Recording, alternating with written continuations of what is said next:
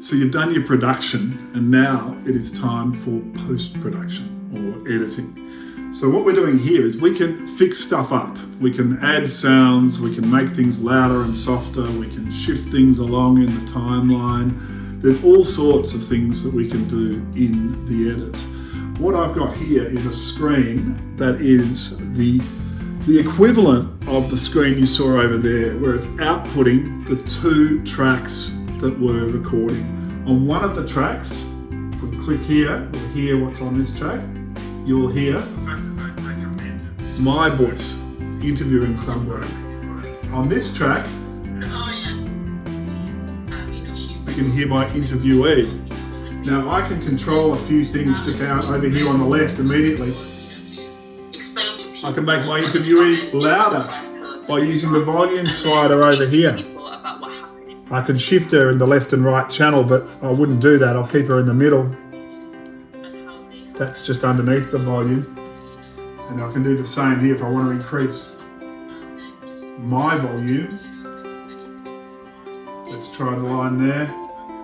We're going to be talking about a speech. Loud, soft. Now we want to set our volume with the voice in the yellow. Sometimes on a very loud bits it can peak into the red, but you don't want it consistently in the red. That'll make your voice sound all distorted and overblown. So yellow is a safe zone. That's a good spot to be for the voices. Now, the most likely thing you'll need to do in editing is to cut out. You'll just have had a mistake, you'll have had a chat. There'll just be whole sections of what you recorded over there at the desk that needs to go. And the way that you cut out is to find you select the audio. So you can see here I'm using a mouse. You want to find I don't want this bit here. I didn't like the bit that my interviewee said here. So I'm going to select that and delete it. Now, it's selecting only in my interviewee's track. So if I press delete, watch this. That's backspace. And her line just got thrown out of alignment with my line. Now that's trouble, isn't it? Because everything will be out of whack if suddenly she's lost a whole lot of audio, but I didn't lose any audio. That was a mistake then. So let's undo that, undo delete. We're back to being equal again in the audio track lengths. There's this magic button here. This is the most important thing to remember. Sync lock tracks on off down the very bottom. Press that. We've now got a protection in place. Anything that I do to one track will happen to another track. And so I want to cut out that bit that my interviewee said. And that's just me saying, yes, or whatever. Cut. Look, the tracks remained the same length. It got cut out of my track. It got cut out of her track. And we're in business. This is one of the most important things. On Zoom, if you go into View here at the top, there's a Zoom tab. And then you can zoom in. So View, Zoom, Zoom in, View, Zoom, Zoom in. And now I can choose very much more specifically the bit that I want. So there it is.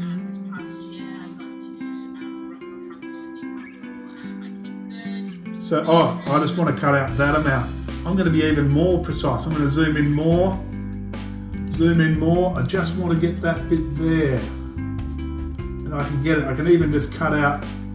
Okay, and now my delete, and they both went, and we got a much more precise bit. And what about if I just want to get rid of that? Let's do undo again.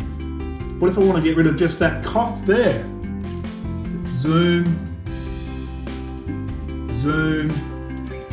and in. But I don't want to cut out in both tracks for this one, for the cough, because I'm saying something incredibly important in that top line. I just want to get rid of her cough underneath. Generate, silence. Generate, silence. And that just says how long you want the silence for. She's gone, I'm still going. So, fantastic. If I want to get back out to see the whole show again, I go to View, Track Size, Fit to Width. And that's the whole interview again. If I want to do that quickly, and it's often that you need to zoom in and out, Control 1 zooms in, Control 3 zooms out. So this is the interview I did with my interviewee, but I didn't put any music in. I didn't have my theme music. My theme music is on my computer, and I didn't put it on a button on the Rodecaster. And now in post-production, I want to put my music in. So how can we add different sounds that weren't in the actual recording session? And the way you can do that is to go to File, and then you do Import, and then you go Audio, and then here, oh look, there's my different outro stings and musics and themes and others. So Speakola, 45-second theme, select that, open, and then it thinks about it, and there it is. My theme song has arrived in underneath the interview. Now it's arrived as a stereo track, and we've been working in mono, and Audacity won't want suddenly to have stereo tracks with its mono tracks. So we need to convert this to mono, and that is click on this little arrow here and go split track to mono, and you delete one of them, and now we've got our theme.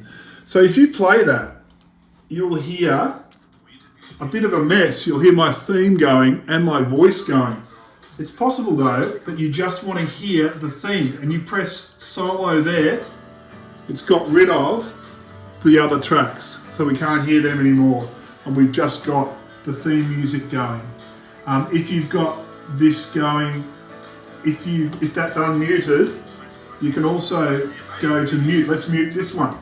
So you can mute and solo using these two buttons to choose which track you want to have up. So you might want to move audio around. It's arrived when we imported the theme song. It's just been plonked at the bottom of the interview tracks, and it'll interfere with our interviews there. It'll overlap them and that sort of thing. So we need to move things into position.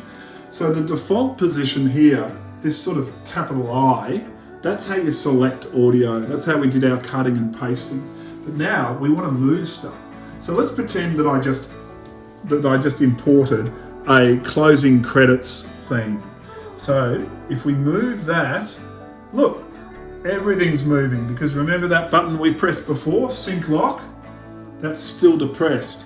So we uncheck that, we bring this along, and let's just zoom out again, and we line that up, and see that yellow line that's a very faint yellow line says that that is in alignment with the end of the track. And so we would test this by playing it out, of course, but our closing credits music is now in position. But what if we want this music that we brought in as the intro theme? We want it at the start of the show. For this one, we need to move the voices forward, and there's no gap at the moment. So let's move the whole thing forward to create a gap. And now we're going to move everything into position. And we do that, we go tracks, we did sync lock to move it forward, we're going to unsync lock, we're going to bring the theme back to the start of the selection, and now we put sync lock back on again and move that into position with those two important lines that are in perfect alignment. They stayed locked, and our theme, our entry music, is now in place. So we've cut out all the boring bits, and we've inserted our music at the beginning and the end, and we think we've pretty much got a finished podcast. One test I always do at the end is just to play each track to make sure that the levels are about right. Remember, we're aiming for the yellow up the top there. We don't want it going off into the red. I'm pretty happy with that one, or maybe a little bit louder. And this one, maybe a little bit louder. Yep. And this one, that one's the theme song. That's a bit soft, it's really soft there. So louder. Now I'm happy with my levels, and the show is ready to be exported. So, File, left-hand tab, Export, very simply labelled. Export as MP3, export as WAV. MP3s will usually be smaller files and less unwieldy. I always use MP3s. I don't think you can hear the difference between an MP3 and a WAV, and it'll be easier to upload onto the podcast platforms. So I highly recommend choosing MP3. We click on that, and it now is saying what your preset is. Insane is the highest quality. I tend to go for the highest quality for my final finished product. So that's the insane quality. If you again want to make it a smaller file, you can choose extreme, standard, or medium. And as you can see, it's selected MP3. The file name, you could change that if you want to change the name of the file. And then it's just a simple matter of doing save, and you'll be able to choose wherever you want to save that. It works like Windows in every other section. So if I choose my folder, I'm ready to save it there, save, and we're off. It's about to come out. And just give that an OK. Give that an OK as well, and we're away. We've got our file exporting, and we're minutes away from having our first podcast episode. Look, this is a bit of a tip maybe as you go down the track, but I find this is what my final timeline looks like, and that very long one there is the interview that we were looking at earlier. What I do is export the two voices as a single track, because I know how important it is to keep those in sync. And so I export the interview track, and then all the other things are imported as well as the interview track, and I build an episode project. And so the interview track, that's the sort of stuff that we've done on our desk over there, is just that line there. And then we've got theme song, a little bit from YouTube, my voice intros, my voice outro, my closing theme song, and they're all built up. And I feel like I've got more control without worrying about my interviewee getting out of sync as I move things around, and maybe I'd forget to do the sync lock tracks. I might leave it on or leave it off, and suddenly I'm cutting stuff out.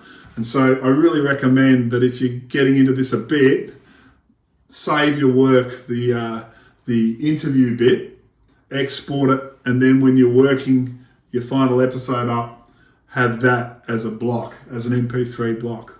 I've shown you the real basics, the cutting and the pasting and the moving. The program can do a lot of things, and I find myself Googling a lot. If you just search Audacity and the thing you want to do, it's amazing how often you get an answer. Basics in the effects, you'll find that you can fade music in and fade music out. In the generate tab, you can generate silence when you need silence. There's all sorts of things you can do, but the video will go forever if I try to explain them here. But remember, Google's your friend. Well done on your finished episode. Hopefully this has all been of some help, and thanks for using the facilities here. They're really excellent. And if you'd send in your episode, we'd love that too. We'd love to know what people have been working on, and maybe even share that with our communities as well. So send in your finished piece, and we'd love to have a listen. But thanks a lot for joining us today, and best of luck with episode 2.